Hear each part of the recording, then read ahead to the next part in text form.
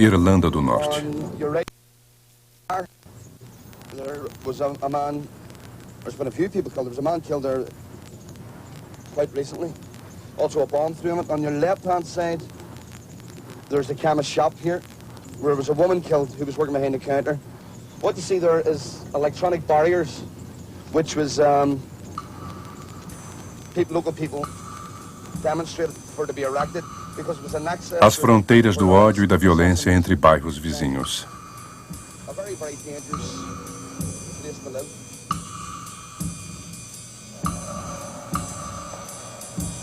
E isso já dura há tanto tempo.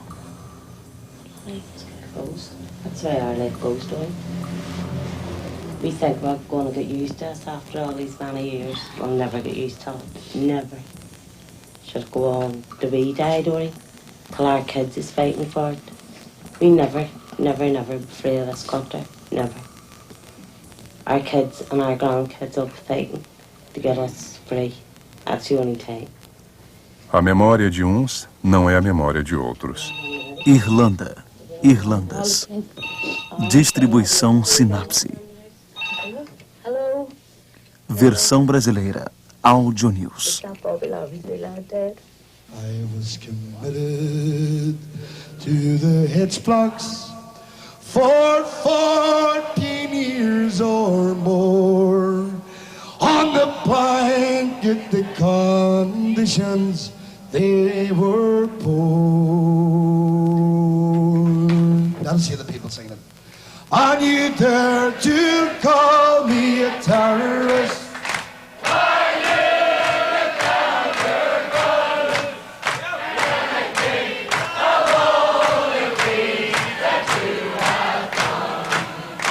You have plundered many nations, you've divided many lands, you have terrorized our people, you rule with your iron hand. Tudo começou com Cromwell, grande aniquilador de católicos, apelidado de O Açougueiro. Ele tornou a velha Irlanda a primeira colônia da coroa britânica. Violência, fome e miséria. Durante 3 séculos, a lei britânica é dura com os irlandeses, colonizados, privados de suas terras e de seus direitos, condenados a sobreviver no exílio. De conflito em conflito. Primeiras imagens de Dublin no começo do século. À esquerda da imagem está a estátua de Daniel O'Connell, fundador do movimento nacionalista no século XIX e primeiro católico irlandês eleito em 1829 no Parlamento de Westminster. Em pequeno número, os nacionalistas lutavam pelo fim das leis discriminatórias, pelo reconhecimento dos direitos civis e a reabertura de um parlamento local.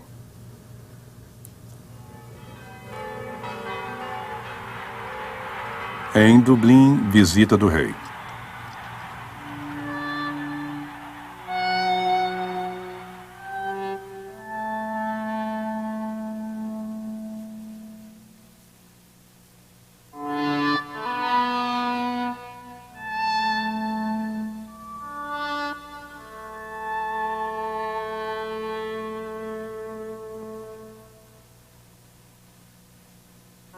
Sugerida pelo primeiro-ministro Gladstone, a promessa de um abrandamento das leis e a futura instauração de uma nova forma de autonomia para a Irlanda. Mas são promessas que se chocam diante da intransigência dos protestantes.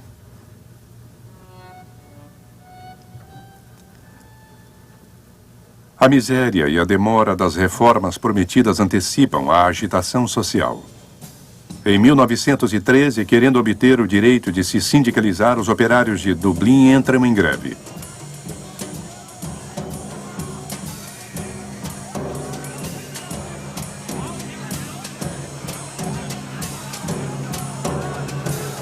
Esta provação durou 6 meses, paralisando a economia.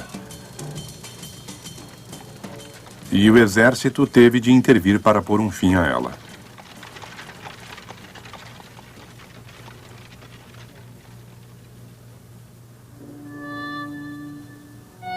Dez anos antes, Arthur Griffith criou um pequeno partido, o Sinn Féin, que significa só nós em celta. Ele queria autonomia.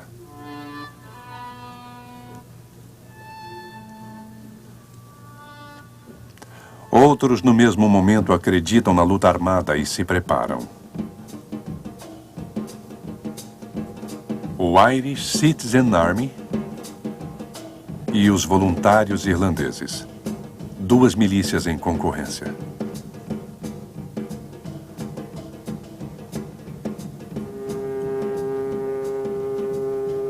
Grande cidade portuária, canteiro naval e indústria próspera, Belfast do Norte é mais britânica do que irlandesa.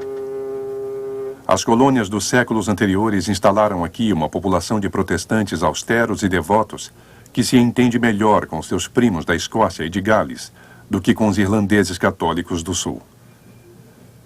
Eles são, antes de mais nada, súditos britânicos e assim pretendem ficar. E quanto mais o governo parece disposto a ceder à pressão dos nacionalistas irlandeses do Sul, mais aqui no Norte manifestam contra qualquer projeto de mudança do estatuto político da ilha.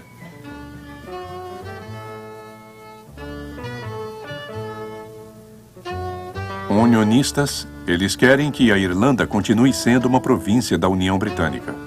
Nada de Home Rule, a autonomia constitucional na Irlanda. Edward Carson, o mais intransigente dos unionistas, lidera o movimento, carregando com ele a população de Belfast e toda a sua região para assinar um documento que se opõe ao projeto de autonomia.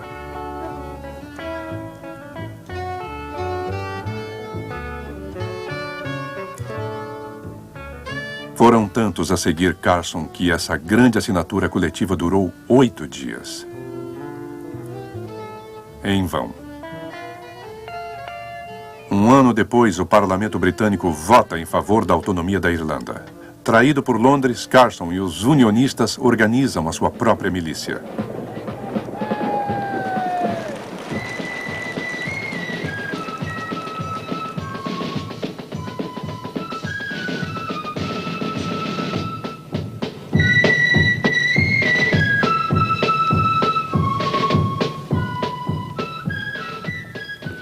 Dispostos a tornar a região de Belfast um campo de batalha, eles não cederam 1 milímetro de território.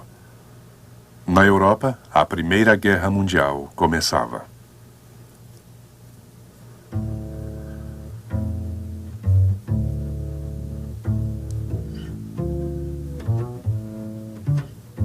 Em Dublin, o funeral de líderes nacionalistas é, para as milícias, uma ocasião perfeita para mostrar à população a sua força e resolução.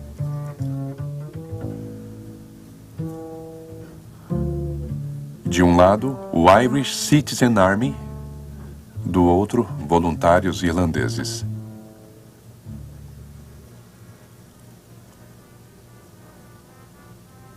Agora, a luta armada parece inevitável para o mais radical dos nacionalistas, pois a autonomia tão esperada não foi aplicada. Foi suspensa logo após a sua votação até o final da guerra contra a Alemanha.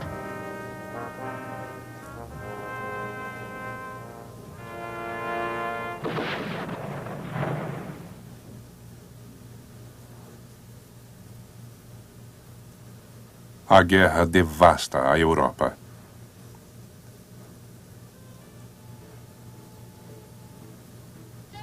Vários voluntários se engajam nas linhas do exército britânico, no sul e no norte. No entanto, esta guerra não é deles. Os do norte foram completamente massacrados durante a Batalha de Somme. Foi neste momento, enquanto todas as forças do exército britânico haviam se alistado na Europa, que na segunda-feira de Páscoa de 1916, uma centena de nacionalistas resolveu, em nome da República Livre da Irlanda, ocupar o Correio Central e alguns pontos estratégicos do centro de Dublin. A insurreição iria desencadear a Revolução. Mas a população, em sua maioria hostil à violência, não aprovou o que ela considerou uma traição, a ponto de aplaudir a rápida e violenta intervenção do exército britânico, que atacou o centro com canhões da Marinha. Isolados e esmagados, os rebeldes foram obrigados a se render em menos de uma semana.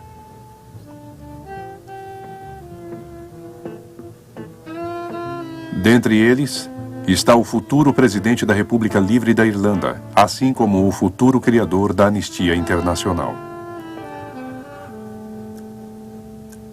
E há uma mulher, a Condessa Markievicz, mais conhecida por seu apelido, a Condessa Vermelha. Também há Thomas Clark, um dos 3 líderes da insurreição. Condenado à morte, Tom Clark foi fuzilado 3 meses depois. Os últimos instantes e últimas palavras de Tom Clark serão evocados por sua mulher em um documentário 50 anos depois, em 1965. He stood in the cell with me. I got about an hour. Well, even then we didn't talk about anything about ourselves. We talked about the future. And the future of the country. And he said, all of us that are going out tonight, he said, believe that we have saved the soul of Ireland. That we have struck the first successful blow to freedom. And that freedom is coming. But between this and freedom, he said, Ireland will go through hell. But he said, Ireland will never lie down again. 14 pessoas foram executadas. 14 mártires que transtornam a opinião pública.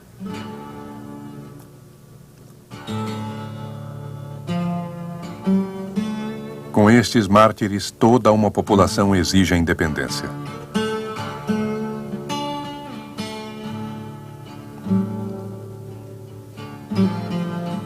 Escondido em meio ao funeral está Michael Collins, o único dos líderes rebeldes a ter conseguido fugir. Ele começa a fazer das milícias um verdadeiro exército clandestino, o Exército Republicano Irlandês, o IRA.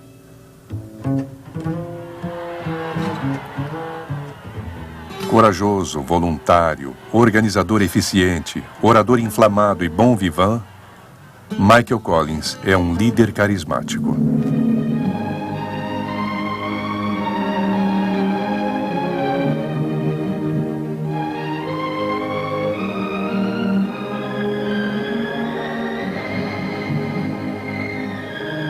Logo, Collins recebe o reforço daqueles que se tornaram na prisão heróis populares. A Condessa Markievicz, a Condessa Vermelha, libertada em 1917. Eamon de Valera, futuro presidente da República. Uma única palavra de ordem. Independência e um só partido, o Sinn Féin, só nós.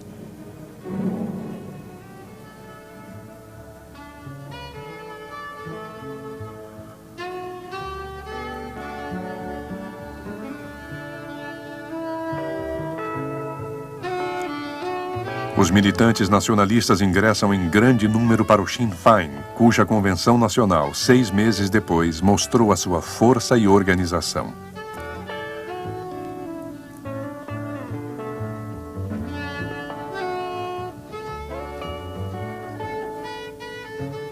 Em 1918, quando o governo britânico quer impor aos irlandeses a mobilização para reforçar as tropas na Europa, um vasto movimento de greve geral paralisa o país. Sindicatos, partidos políticos e Igreja Católica, a união é total. Agora é uma nação que vai às ruas.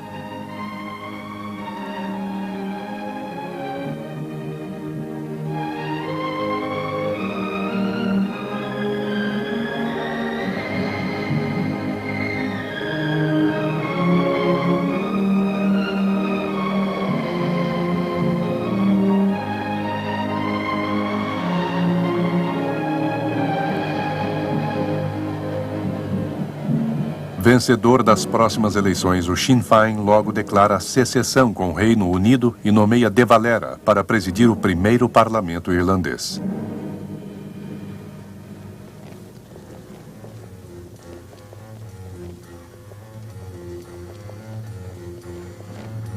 O governo britânico envia o exército para restabelecer a ordem.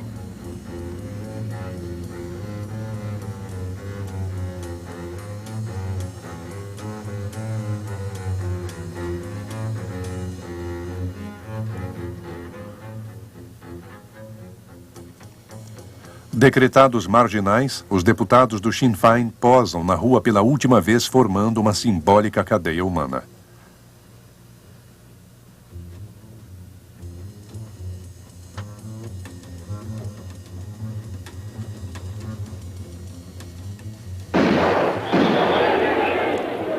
Rua Talbot. O primeiro atentado do IRA. Um oficial britânico.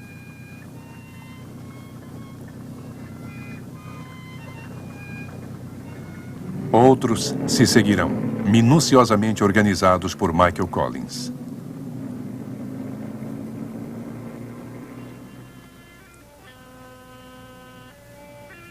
Lei marcial. Pessoas sendo revistadas, toque de recolher. Collins, cuja cabeça está a prêmio, está impossível de ser encontrado.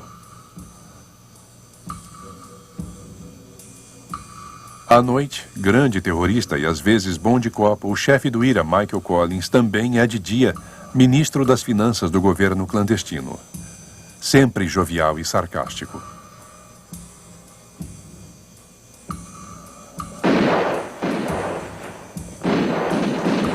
Contra Collins, contra o IRA. São os chamados Black and Tans, uniformes desemparelhados, metade preto, metade caqui. Mercenários contratados pelos britânicos para lutar contra os terroristas.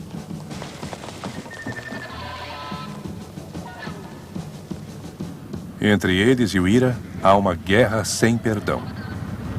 Emboscadas e atentados.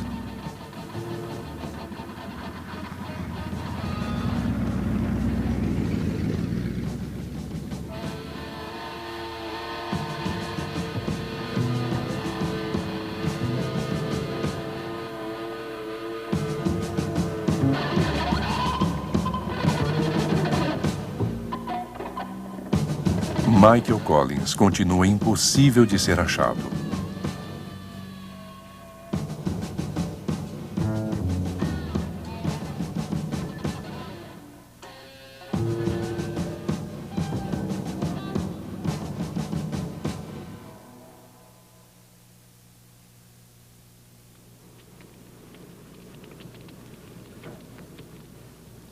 Por onde os Black and Tans passam, as colheitas são queimadas.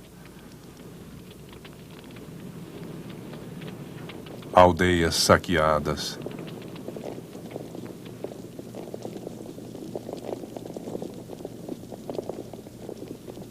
E populações expulsas de suas terras.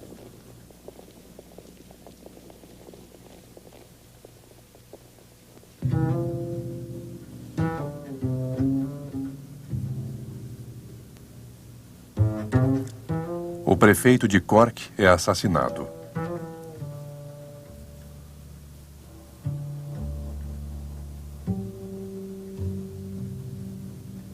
Usinas destruídas.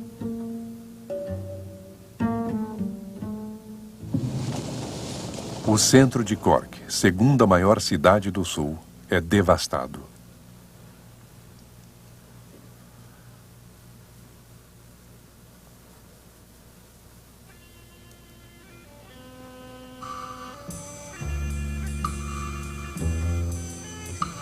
Diante da porta das prisões, uma multidão silenciosa, imóvel e fervorosa encoraja e apoia com a sua presença o lento e funesto martírio dos grevistas da fome.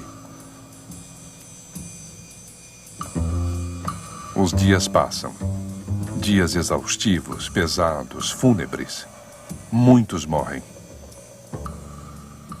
Como Max Sweeney, o novo prefeito de Cork, aqui filmado na prisão. Ele morre esgotado no 50º dia de greve.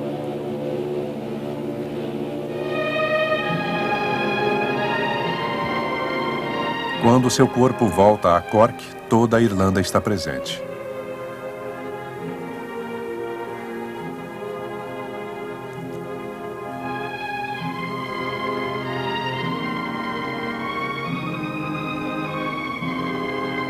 Unida pelo sangue de seus mártires.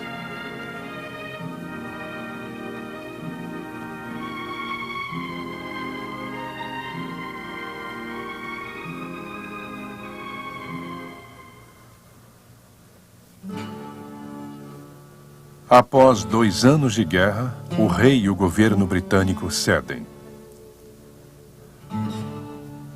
propondo aos irlandeses uma trégua, a retirada das tropas e a libertação de todos os prisioneiros.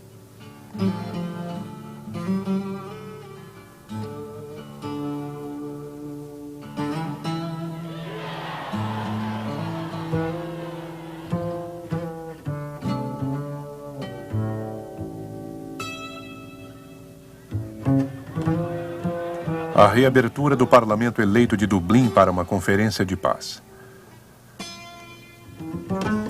Eamon de Valera e Arthur Griffith vão a Londres negociar as condições da independência em companhia de Michael Collins, o vencedor militar desta guerra. As negociações duram várias semanas, acompanhadas por uma multidão paciente e atenta rezando em Londres, na frente do número 10 da Downing Street, diante do parlamento. A Irlanda está livre.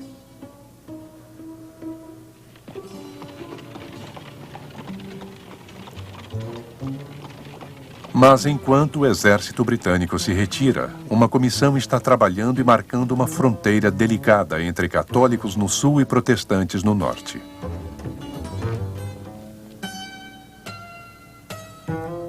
E obriga famílias isoladas a se juntar à sua comunidade algumas ruas ou quilômetros adiante.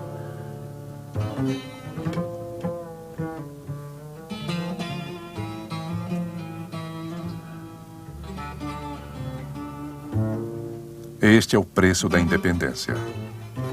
A divisão. A ilha dividida. Ao sul, 3 milhões de habitantes, dos quais 95% são católicos, em um grande estado livre da Irlanda. No norte, Ulster, com 2/3 de protestantes, continuará sendo parte da União Britânica, com um governo autônomo.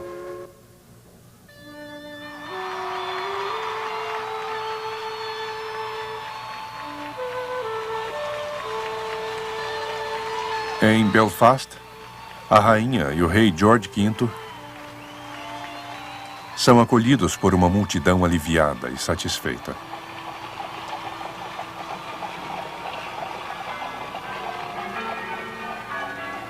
É a abertura do parlamento e a posse de Sir James Craig, primeiro-ministro do governo local. We are part of Great Britain.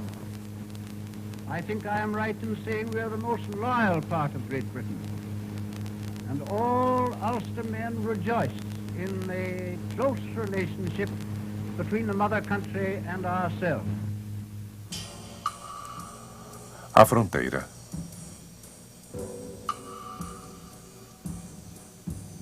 De um lado e de outro, polícia e forças da ordem. As instituições vão sendo instauradas. No norte, a RUC, Polícia Real do Ulster.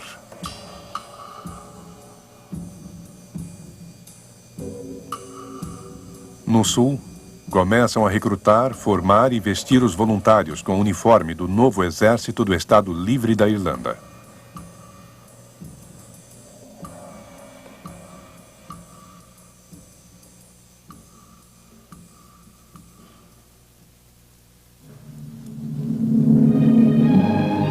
Arthur Griffith, primeiro-ministro,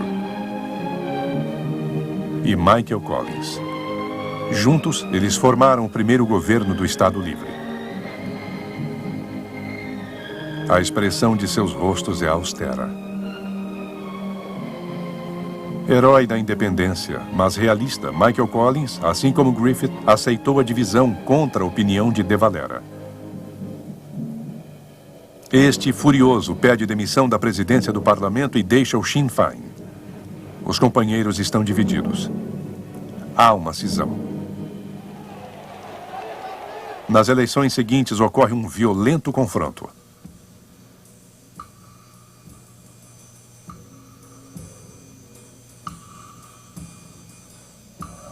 De Valera contra a repartição e a divisão da terra de Irlanda. E Collins é o preço a se pagar pela liberdade.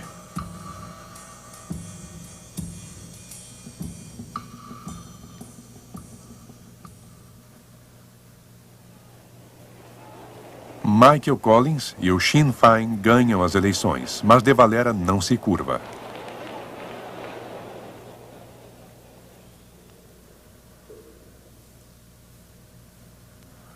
Para os extremistas do IRA, é hora de partir para as armas. Guiados por De Valera, eles decidem reconquistar militarmente o norte.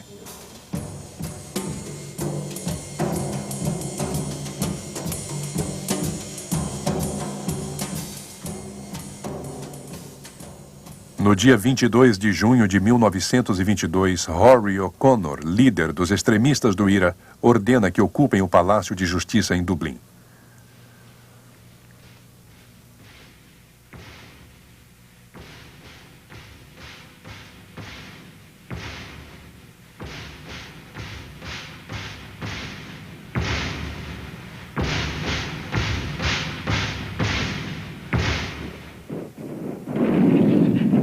Mas, desta vez, os canhões são irlandeses. É o novo exército do Estado Livre que cerca e esmaga os rebeldes.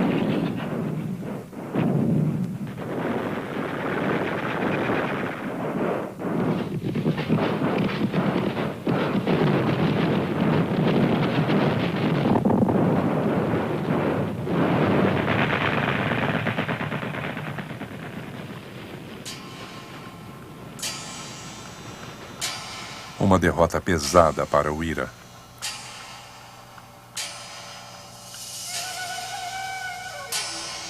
Começa uma guerra civil que se espalha por toda a província.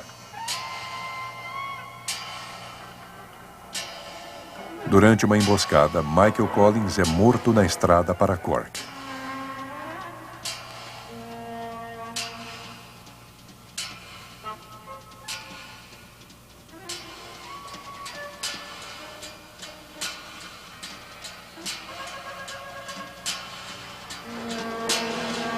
A guerra civil dura um ano, causando mais de 1000 mortes e novamente devastando plantações e a economia. De Valera, finalmente esgotado, e os seus partidários devem entregar as armas. São vencidos e presos.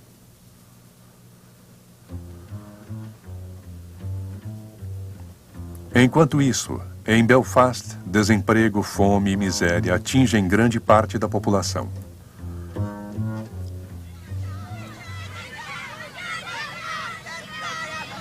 As medidas discriminatórias que afastam os católicos das contratações de emprego provocam os primeiros confrontos violentos entre as duas comunidades, acentuando a formação de guetos, católicos de um lado e protestantes de outro.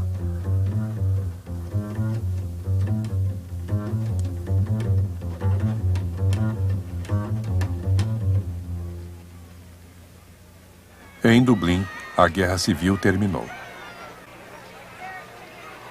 De Valera e seus companheiros são libertados. Finalmente a paz. A divisão é esquecida. 10 anos depois, o Estado Livre começa a viver sem pensar mais no norte. Finalmente, o primeiro-ministro De Valera forma o seu primeiro governo.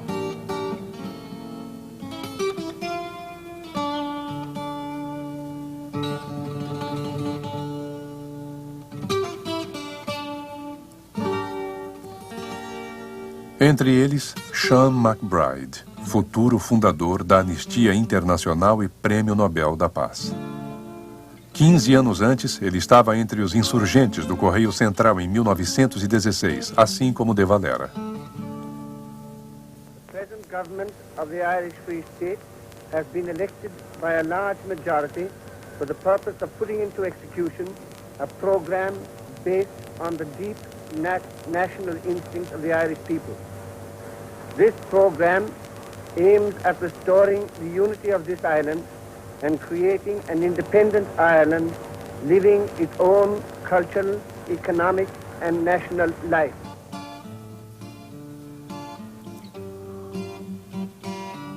Um país pobre, rural, quase totalmente agrícola. The economic aim is to make the country as self-sufficing as is reasonably possible. in all our work it will be noticed that there is deliberately a strong bias towards rural rather than city life.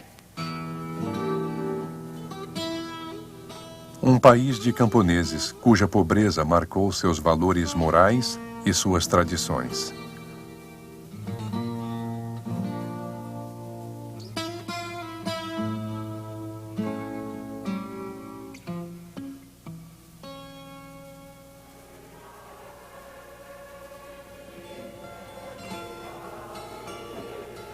Um país católico que tem a partir de agora o direito de viver segundo as regras rigorosas ditadas pela Igreja Católica.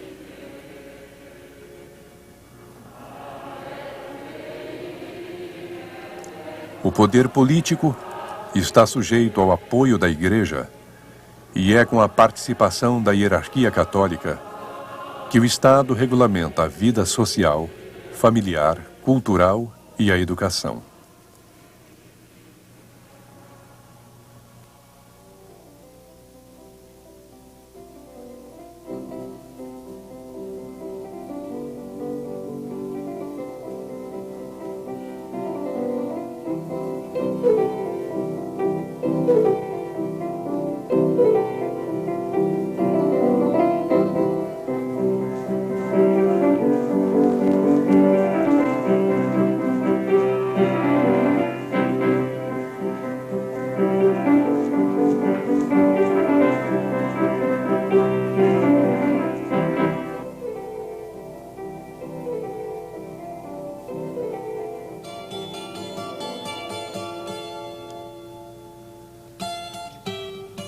Assim caminha a Irlanda de Eamon de Valera, longe da guerra que assola novamente a Europa e o mundo.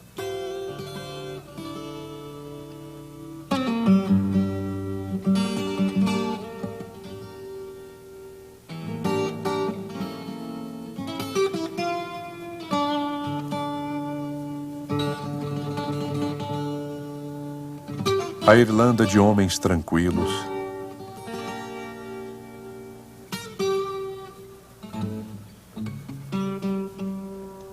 a Irlanda de contadores, escritores e poetas,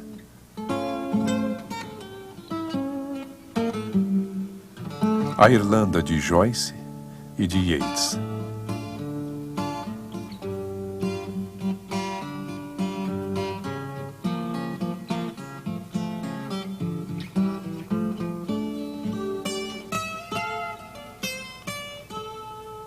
E quando morre o poeta Yeats,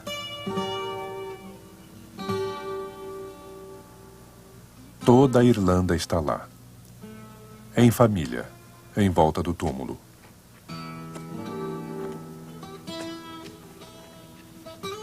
O poeta passou.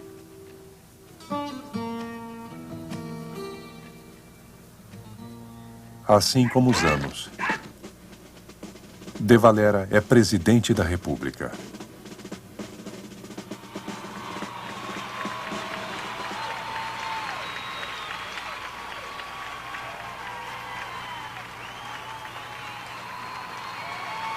Livre, irlandês e avô.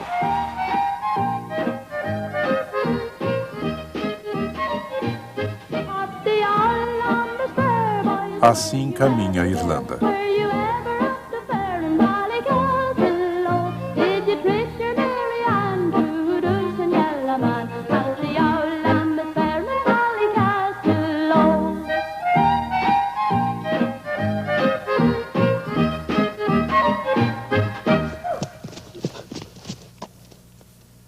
Assim caminha a história que transforma a miséria e o exílio em mitos e lendas felizes. When my great-grandfather left here to become a cooper in East Boston, he carried nothing with him except two things: a strong religious faith and a strong desire for liberty. É quase um final feliz.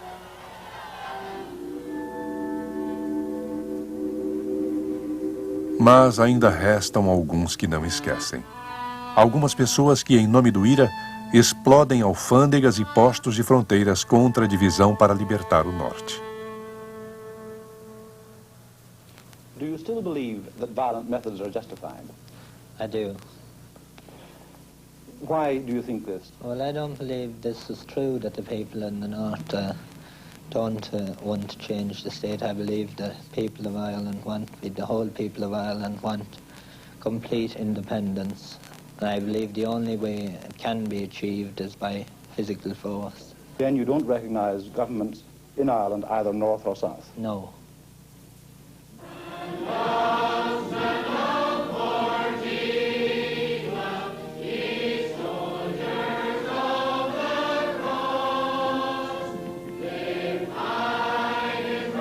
O norte se tornou uma cidadela protestante.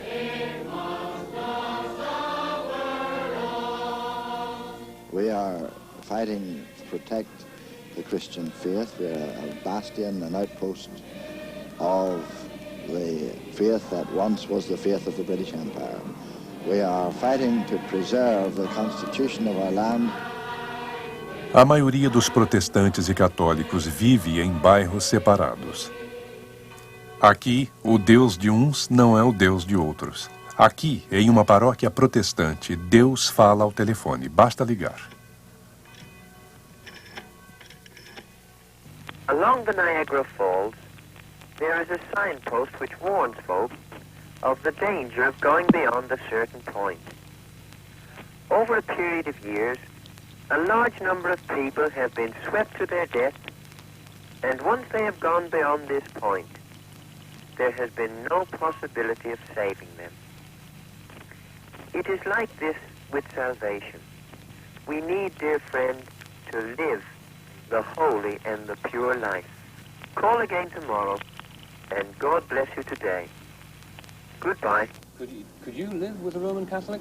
Oh, no. No. That'd be among my own. Yes.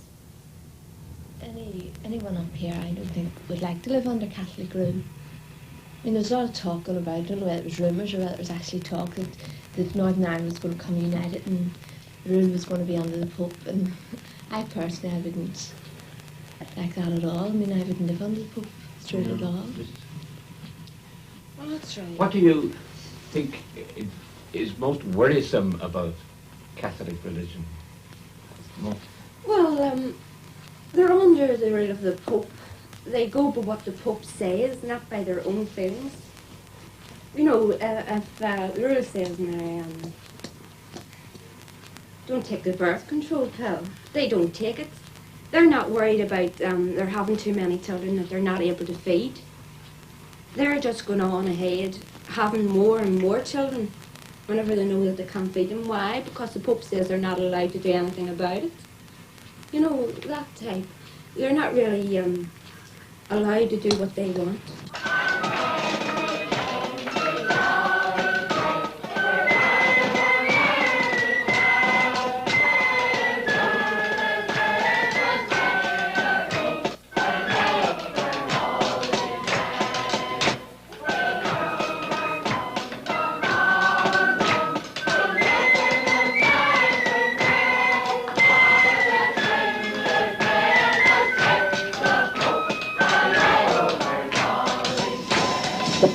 Wants to flood the whole of the world with Roman Catholic children. And this is what's happening here in Ulster. We are going to be, I know they're going to breed us out in the finish. People in the Shankles say they'd hate the idea of one Ireland because the Pope would be telling them what to do. The Pope is a religious figurehead. He's not a political figurehead. Eles são católicos e vivem num bairro misto. I believe he tells the people in the south, maybe not the Pope directly, but the church does. Yeah. Well, they do run a lot of things, you know. Well, some people think the church is really ruining your life, but in fact the church gives you freedom of speech. You can do and say and vote for whoever you want. The church really doesn't put any hard and fast rule on who you vote for. Like, they wouldn't come along and tell you things like that. Would you like to live in a Protestant area? But I have lived in a Protestant area. I lived in a Protestant area all my life. Up the Limestone Road, Northampton Road. I mean, We moved there from the country. I was 11-year-old. But the first year or two around the 12th, you got Fenian, such and such, go home, written on your back door. There was always the one next door to us, a Protestant, that wiped it off. It never worried us, you know. Em Fintona, bairro católico.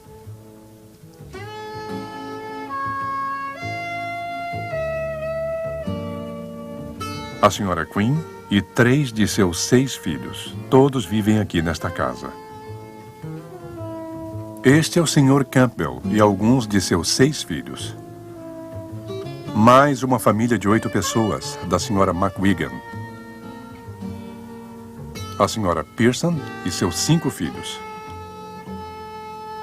A senhora Mollo e a sua família, 8 filhos. Todos vivem aqui. Nenhuma dessas casas tem água encanada, nem esgoto. Há 10 anos, os serviços sanitários declararam todo o bairro insalubre. Católicos ou protestantes são os bairros da miséria, do desemprego duradouro, das casas insalubres. There are 5 of us here, my husband and 3 children for me and my husband. And this is a terrible place to live in, for the floor's ready to collapse altogether. And we've only 1 room made into 2, and we've nowhere to hang our clothes or nothing. Or we've no part here at all to move in. And how long have you been here? 7 years. That's in a terrible condition, and during the storm there last week, the wall cracked above the windows, you see, and the corner of the ceiling has fallen a bit. And we're living, eating, sleeping and cooking in 1 room, and all we have to cook on is the gas room. And we've no room for nothing, so we're looking forward, surely, to better conditions. Only for the children's sake, at least. It may be years now before we're housed, but I'm here, because the corporation's not building. Todo ano, com fanfarra, chapéus coco e bandeiras, os orangistas comemoram a vitória de Guilherme de Orange sobre o rei católico 3 séculos antes.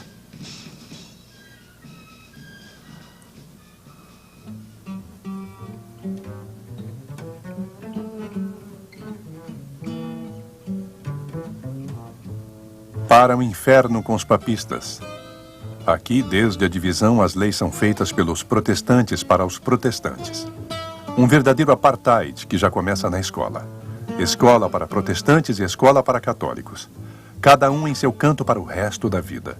Afastados da administração e dos empregos públicos, os católicos também são apartados da universidade e de todas as funções ativas da vida econômica. Para trabalhar e viver normalmente, a maioria é condenada a se exilar.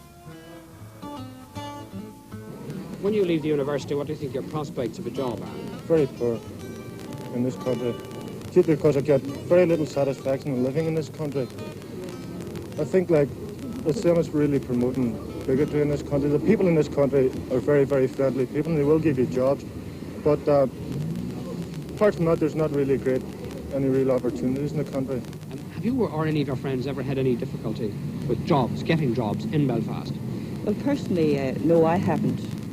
But one thing did astonish me very much. I applied for a job in the catering department of Queen's University. And it was the catering officer's secretary who took the interview.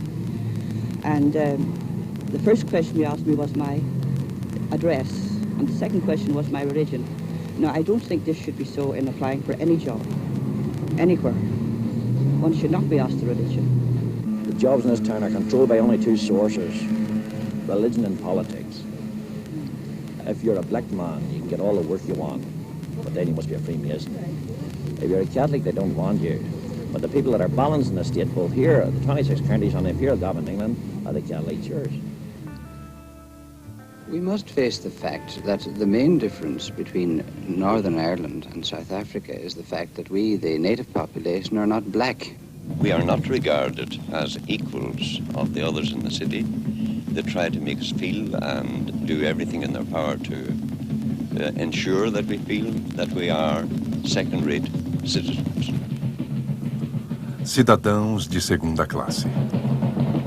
A cada verão, os católicos devem se submeter aos tambores e pífaros dos orangistas como uma dolorosa provocação.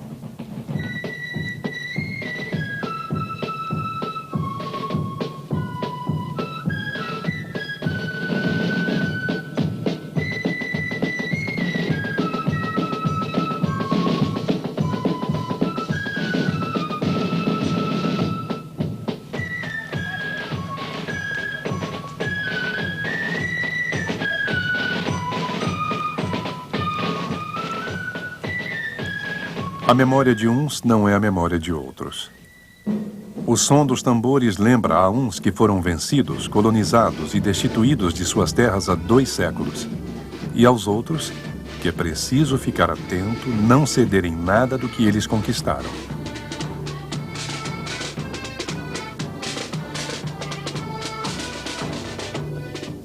Mas, em 1965, a opinião começa a se abrandar. Terence O'Neill, primeiro-ministro, é um moderado, realista e partidário de uma política mais amena e generosa com os católicos.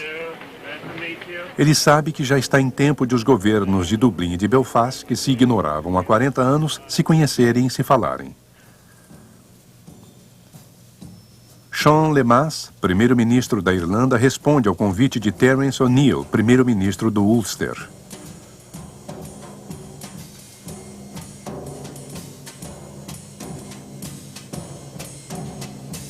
Um encontro e um aperto de mão que provocam a ira do mais intransigente dos fundamentalistas protestantes, o reverendo Ian Paisley.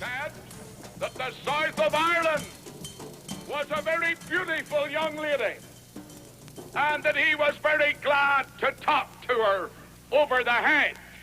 Of course, Captain O'Neill's a married man, and he shouldn't be talking over the hedge to any young lady.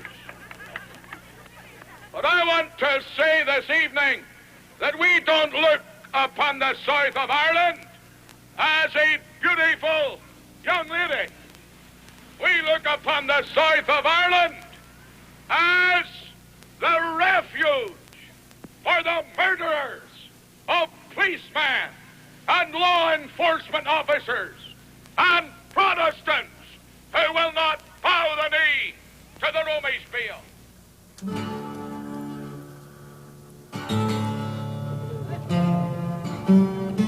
Pelo direito à moradia e ao trabalho, pela igualdade de voto e o fim das leis segregacionistas, os católicos se manifestam. Aqueles que, 30 anos depois, serão os principais líderes já estão aqui.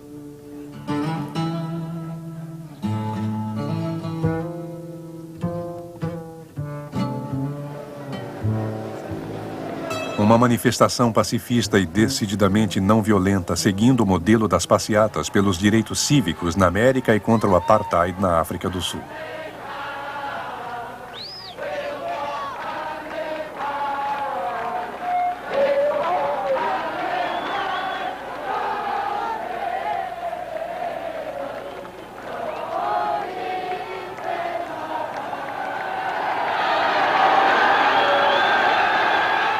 Mas no dia 5 de outubro, em Londonderry,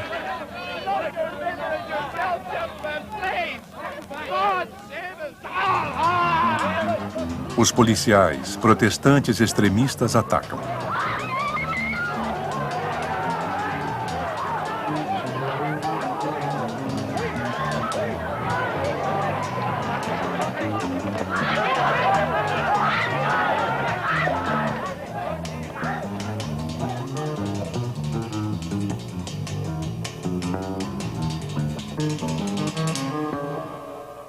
Toda a cena acontece diante da imprensa e de câmeras de TV estrangeiras.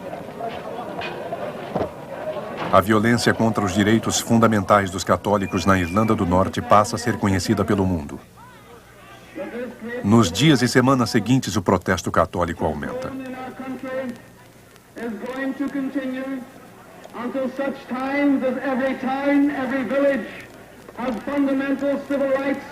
Until houses are allocated on the basis of merit and not on the basis of favor. No centro de Londonderry, bairro inteiramente protestante, o povo se une àquela que se tornará a Joana d'Arc da Irlanda.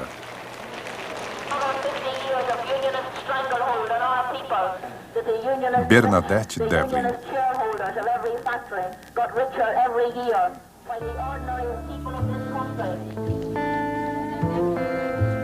No dia 4 de janeiro, mais uma passeata pacifista de Belfast a Londonderry cai em uma emboscada protestante. Os policiais nada fizeram para protegê-los. A cada semana, a violência aumenta. And the marching feet of the Protestants today cause that wither to tremble. If this is the way that O'Neill wants to play it, we declare our intention from this platform that we will organize massive demonstrations of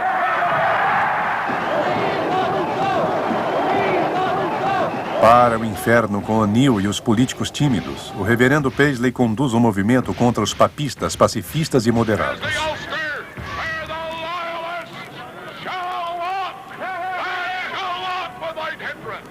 And I'm pledging you, my friend, today that we're going to carry this battle to every end of this province until the day shall come when the Union Jack shall fly on every street and on every road.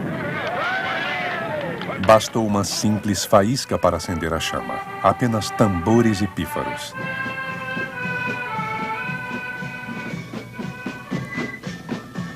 No dia 12 de agosto de 1969, em Londonderry, a fanfarra orangista provoca, desfilando na entrada do bairro católico, o Bullside, sob o olhar cúmplice dos policiais.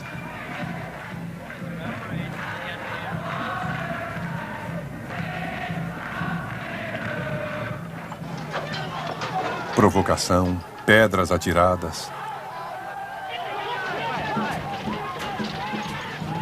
Atrás dos policiais, grupos armados de protestantes extremistas forçam a entrada do Bullside e semeiam um terror.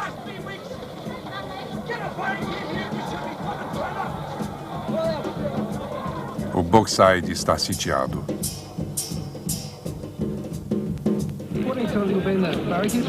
Christ, many times I've to spell it out to you. I am not asking you to hide behind the barricade.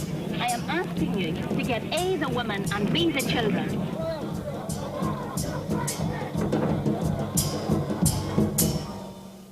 Oh, what brought it on? 50 years of Unionist misrule in Northern Ireland brought it on. All the people of Derry wanted were factories and homes. And what did they get? We've been beating our heads against a Unionist wall. We have begged, we have demanded. And short of now taking what is ours, there is very little we can do. We can't say once again to the people in the Bogside, be tolerant, go home.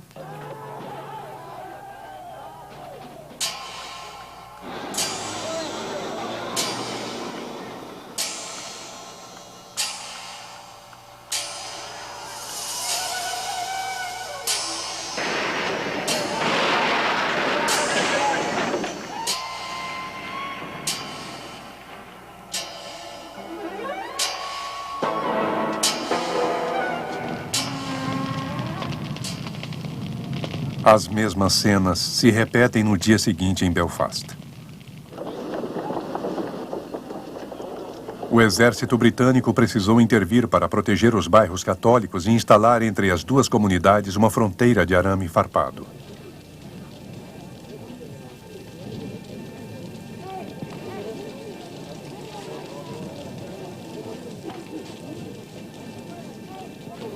There was a couple of shotguns used, and we had nothing. No shooting at all from your side? No shooting at all whatsoever from our side, because we hadn't got nothing to shoot back with. All we had was stones and a wee couple of petrol bones we had. That was all we had. And then the armoured cut, when we beat them back, the Paisley Lights back, there was only about 50 men, beat about 100 Paisley Lights back. We chased them right over to Disarella Street and fought them there. 2 of our lads was shot on the Crumlin Road, chasing them down Disarella Street. One was blinded, another one was shot in the legs. And then... How many people now have been evacuated from this area? Well, I reckon out about 300 people. This was a Catholic-Protestant area mix, wasn't it? Yes, that's right, yes. Do you think it will be again? I don't think so. I don't believe so. I don't think it'll be a long, long time even before we can touch these people over here.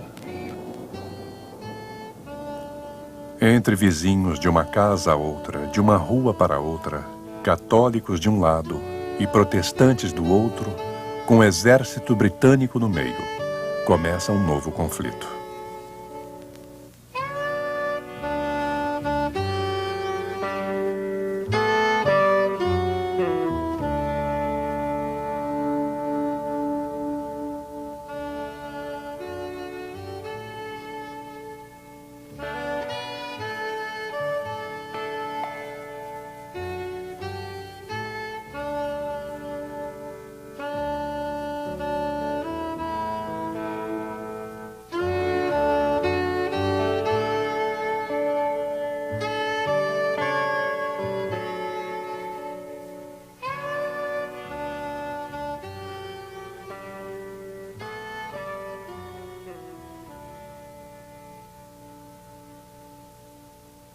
Por hoje é só, pessoal.